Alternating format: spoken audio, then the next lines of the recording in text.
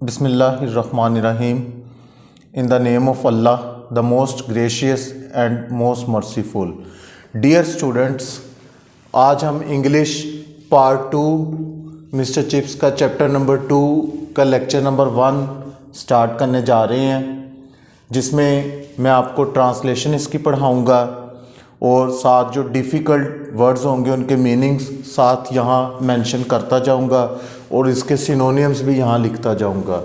तो इसके लिए आप लोगों की मुझे कंप्लीट अटेंशन चाहिए। इस लेसन के बाद जो मेरा अगला लेक्चर होगा, लेक्चर नंबर 2, उसमें इसके इंशाल्लाह क्वेश्चन आंसर्स डिस्कस करेंगे। अभी मैं इसकी ट्रांसलेशन पढ़ने लगा हूँ, तो आप लोग अपनी बुक्स या जो भी आपके पास मटेरियल है वो सामने खोल कर रखें ताकि आपको अच्छे से समझ आए। Paragraph number 1, across the road behind a ramp part. सड़क के पार पुराने एल्म्स दरख्तों की हसार के पीछे। अब अक्रॉस जो वर्ड है इधर लिखा हुआ है,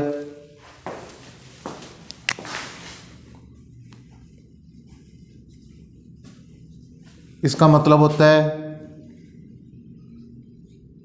दूसरी तरफ या पार। एक वर्ड इधर लिखा है रैम्प पार्ट, इसका मतलब होता है हसार या फसील या बॉर्डर। ठीक है, सिनोनिम्स इसके another side, बॉर्डर या लाइन। ठीक है, across the road behind a rampart of ancient elms by lay Brookfield. कहता है सड़क के पार पुराने एम्स के दरख्तों के पीछे ब्रुकफील्ड वाक़या था। यानी इसमें बताया जा रहा है कि ब्रुकफील्ड कहाँ था, उसका स्ट्रक्चर, मोहल्ले, वकूअ किस जगह पर वाक़या था। Russet under its autumn mantle of creeper, जो कि मौसम ख़िज़ां की बेलों के गिलाफ के नीचे सुर्खी माइल दिखाई देता था। अब इधर दो वर्ड्स इस्तेमाल हुए हैं, एक रसेट, सुर्खी माइल या भूरा भी इसको कह सकते हैं आप। ठीक है,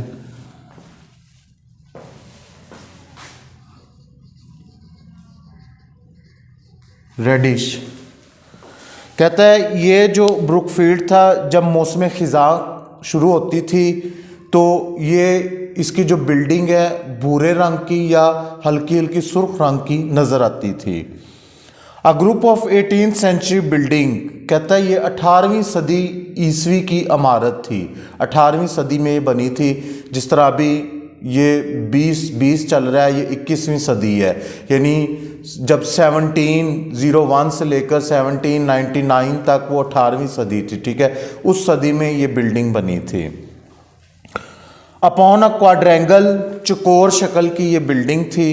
and there were acres of playing fields behind, और इसके पीछे एकड़ों पर फैले जो है खेल के मैदान थे। बिहाइंड इसके बैक साइड पे और इसके सामने वाली साइड पे या अतराफ में आप कह सकते हैं।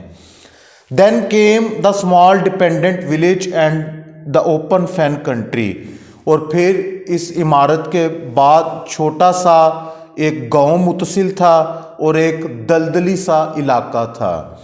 यानी फैन, इधर एक वर्ड लिखा हुआ है FEN, फैन, इसको कहते हैं दलदल, यानी नरम मट्टी। ठीक है,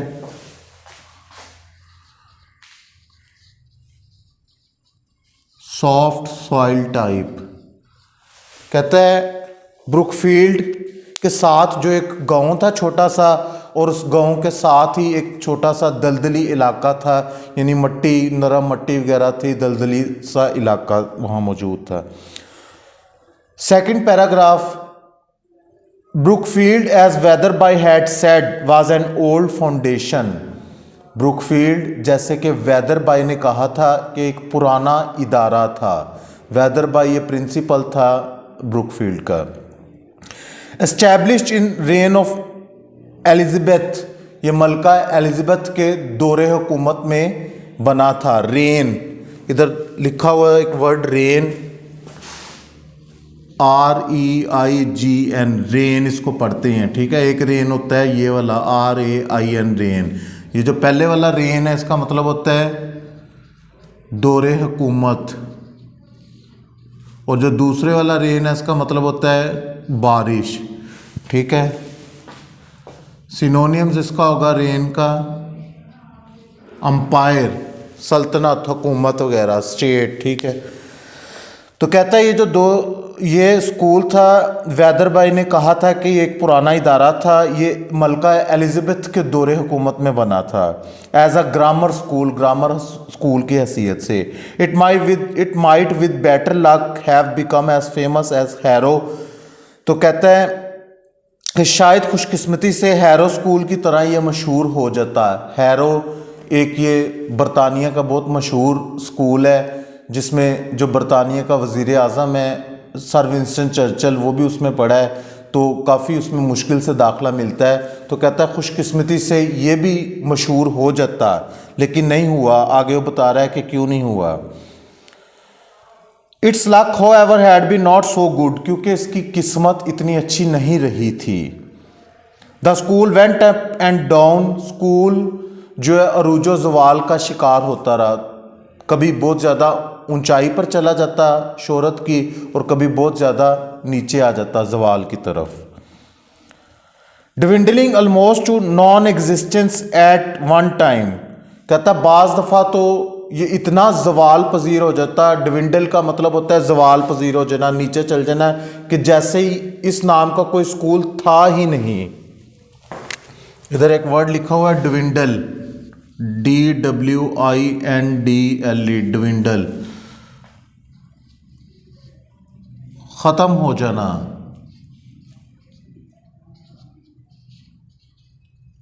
ज़वाल पजीर होना।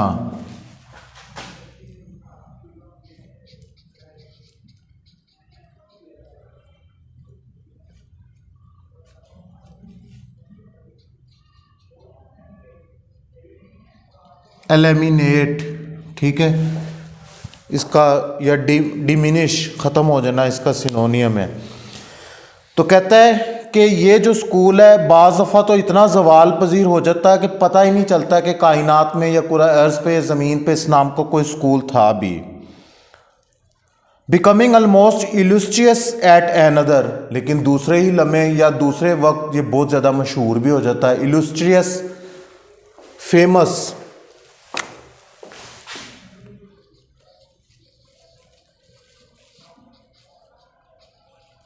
इलस्ट्रियस मशहूर,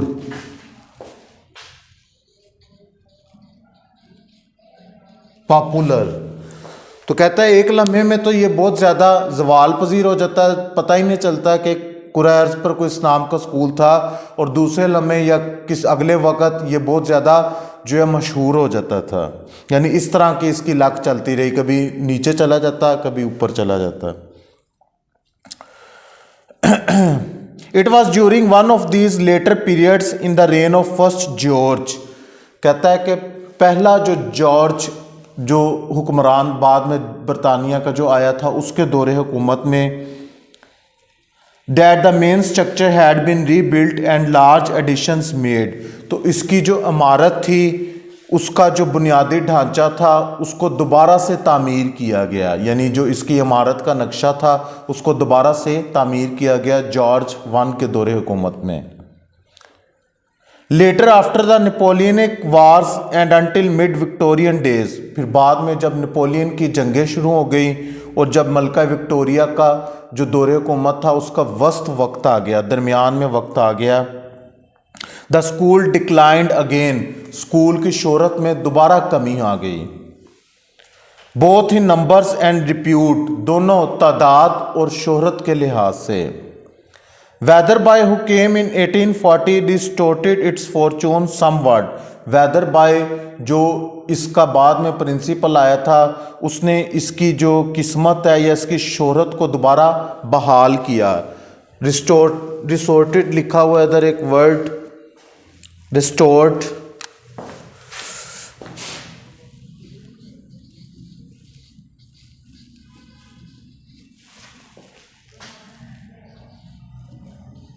बहाल करना,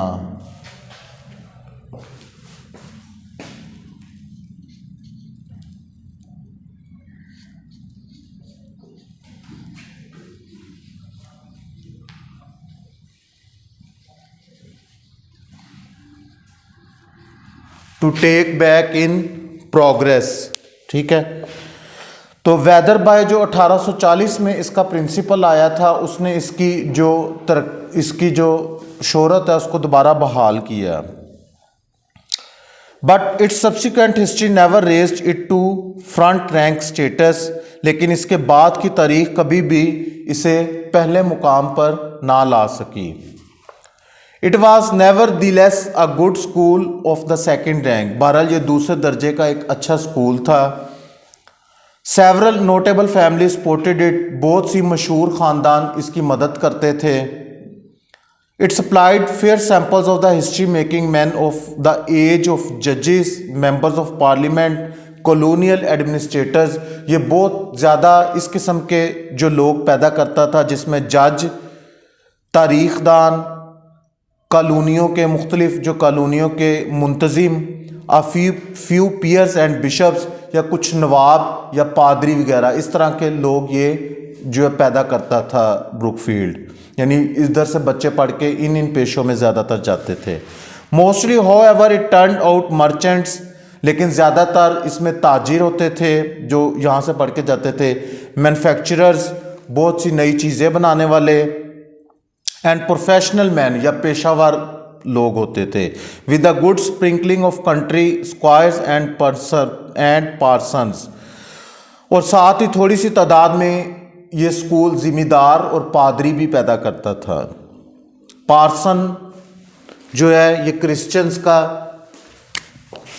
एक जो है जो चर्च में होता है, जिस तरह उनकी इबादत वगैरह करवाने के लिए, उसको कहते हैं पादरी। ठीक है, इसको बिशप भी कहते हैं, पियर भी कहते हैं। ठीक है,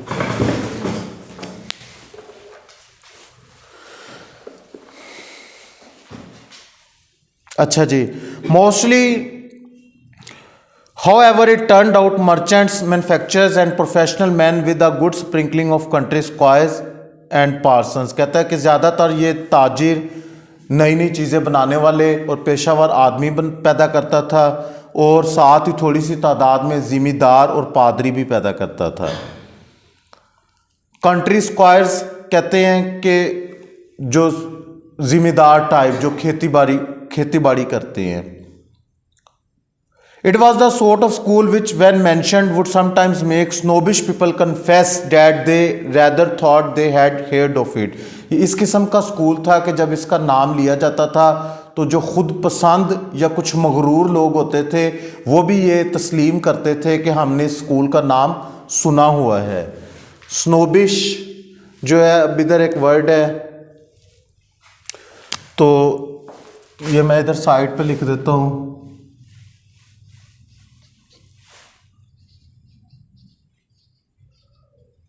स्नोबिश, खुद पसंद या मगरूर। ठीक है, conceit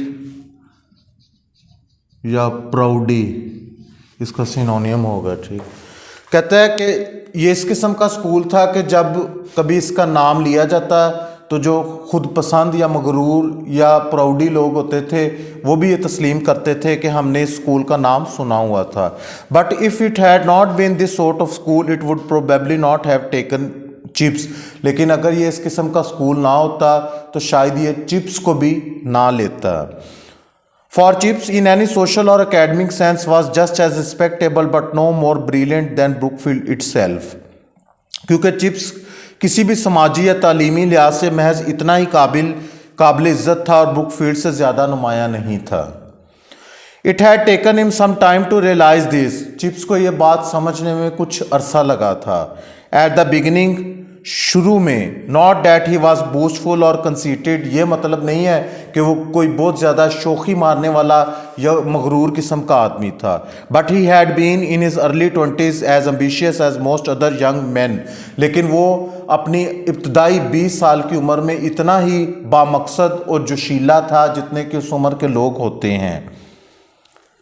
His dream had been to get a headship eventually. उसका आखिरकार यही ख्वाब था कि वो यहाँ का प्रिंसिपल या हेडमास्टर बन जाए, यानी उसको स्कूल की हेडशिप मिल जाए, और at any rate a senior mastership in a really first class school, या फिर उसकी ये भी ख्वाहिश थी कि अगर यहाँ की हेडशिप नहीं मिलती तो किसी पहले दर्जे के स्कूल में उसको सीनियर मास्टरशिप का रैंक मिल जाए। It was only gradually after repeated trials and failures, बार बार आजमाइश और बार बार नाकामियों के बाद आहिस्ता आहिस्ता उसे ये एहसास हुआ that the inadequacy of his qualifications, कि उसकी तालीमी काबिलियत इतनी ज़्यादा नहीं थी।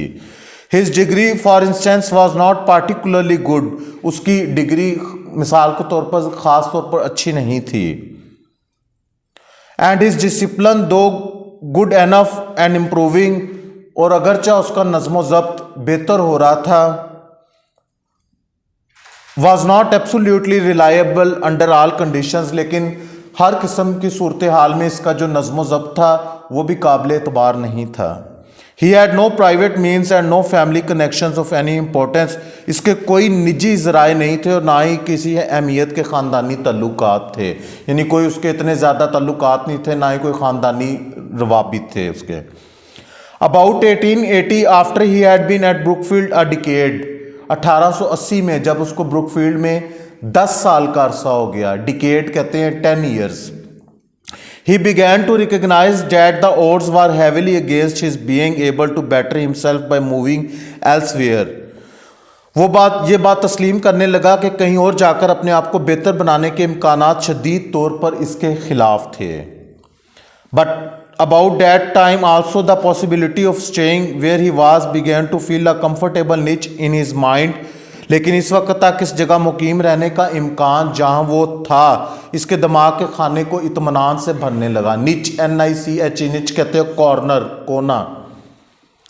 At 40 he was rooted, settled and quite happy, और 40 साल की उम्र में वो जड़ें पकड़ चुका था ब्रुकफील्ड में और वो मुतमईन हो गया था और बहुत ज़्यादा खुश था।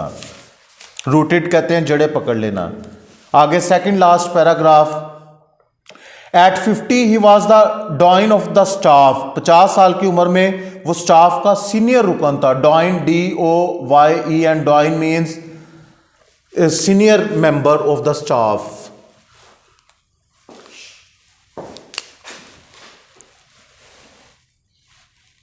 DOYE and doyen, it means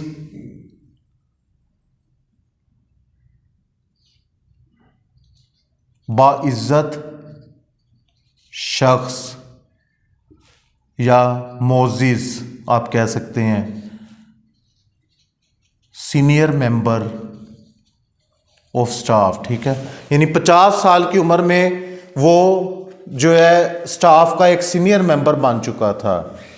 eight 60 under a new and youthful head he was Brookfield the guest of honour at old Brookfieldian dinners. 60 साल की उम्र में वो अपने आप में बजाते खुद एक ब्रुकफील्ड था और उसको पुराने जो ब्रुकफील्ड के तलबा थे उनके खानों में एज आ जो है मोजिज मेहमान के तौर पर बुलाया जाता था। The court of appeal in all matters affecting Brookfield history and traditions, और ब्रुकफील्ड की तारीख और रवायात पर असंदाज होने वाले तमाम मामलात में उसकी जो राय है अदालतें अदलिया ख्याल की जाती थी। Last paragraph, and in 1913 when he turned 65, और 1913 में जब वो 65 साल का हुआ, ही रिटायर्ड, तो वो रिटायर हो गया। Was presented with a cheque and a writing desk and a clock, और उसको रिटायरमेंट पे एक चेक यानी पैसों का चेक उसको मिला और लिखने वाला मेज़ मिला और साथ एक घड़ी दीवार पर लगाने वाली clock. And went across the road to live at Mrs Wickett's, और वो सड़क के दूसरी तरफ जहाँ मिसिस विकेट्स रहती थी वहाँ रहने के लिए चला गया। A decent career decently close, एक उम्दा पेशा उम्दगी के साथ ख़त्म हो गया। 3 चीयर्स फॉर ओल्ड चिप्स, बूढ़े चिप्स के लिए 3 बार तालियां बजाई गईं। चीयर्स कहते हैं क्लैपिंग, तालियां। They all shouted at that uproarious end of term dinner, तालीमी मुद्दत के पुरशोर इख्तितामी खाने के मौके पर वो सब चिल्लाए। अप्रोरियस, noisy, पुरशोर। 3 cheers indeed, but there was more to come, an unguessed epilogue, an encore played to a tragic audience. 3 बार तालियां, लेकिन अभी मज़ीद कुछ आना था। एक नाकाबिले क़यास इख्तितामिया, एक गीत जो कि अफसुर्दा सुनने वालों के सामने पेश किया जाता। एपिलॉग, एनकोर कहते हैं कि गीत, म्यूज़िक या नगमा वगैरह। एनकोर गीत, सिनोनियम आप इसका लिख सकते हैं सॉन्ग, ठीक है। और एपिलॉग एक वर्ड है,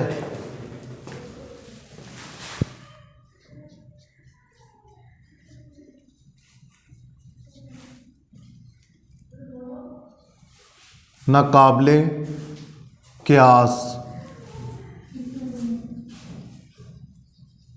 अनगैसेबल, जिसका सही तरह से अंदाज़ा ना लगाया जा सके। तो ये बेटा जो है मिस्टर चिप्स का चैप्टर नंबर 2 था, जिसकी मैंने ट्रांसलेशन आपको पढ़ दी है। तो इंशाल्लाह ताला अगले लेक्चर में हम इसके question answers in detail discuss करेंगे। Thank you very much.